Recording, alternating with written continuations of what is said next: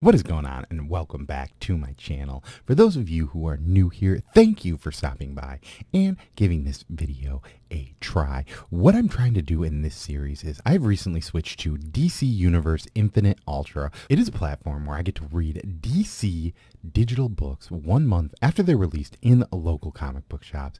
And the reason why I really switched to this is I was getting a lot of DC books and it was hard to figure out if I wanted to grab a variant or anything like that. I was spending a lot of money, and one of the ways I figured I could save is that if I went to this platform and kind of cut most of the DC books out, this does leave me to be able to buy a variant here and there as I see fit, with my collection, but also just kind of loosen up a little bit of the clutter, hopefully not pick up as many books every new comic book day, but still get to read a lot of stories. So far, I've been really enjoying it because I get to go through, I can crush some of these runs of books that I've gotten behind on, but I can also try books that maybe I thought at one point might be a book that I want to read, but maybe I didn't pick it up because I was just a little weary on the cover price or just figuring out if I really needed that book or not. So I just wanted to add this in. If you already subscribed to DC Ultra, you probably got an email last night telling you to claim your comic of The Death of Superman 30th Anniversary Deluxe Edition. So I just wanted to put that there.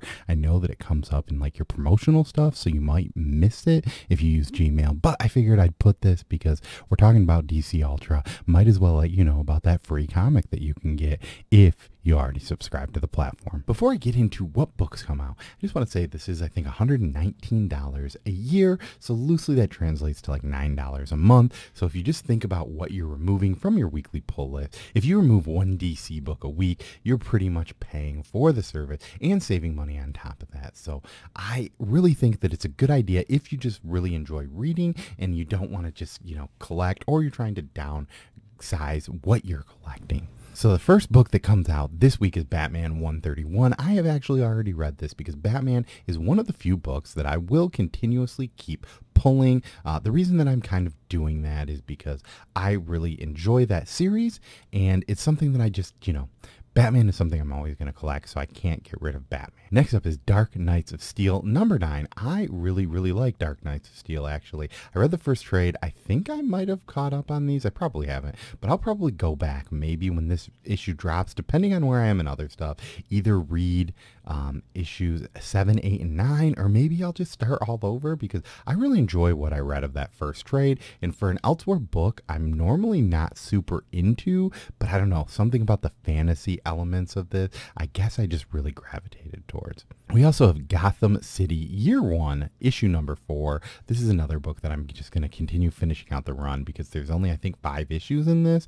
So I haven't been getting them physically. I think I might have gotten behind though. So maybe I'll just end up reading them all digitally anyway, but it just seems silly to buy, 4 issues of this book and then not get the 5th one. If I plan on selling it, I can just sell it as a whole to somebody.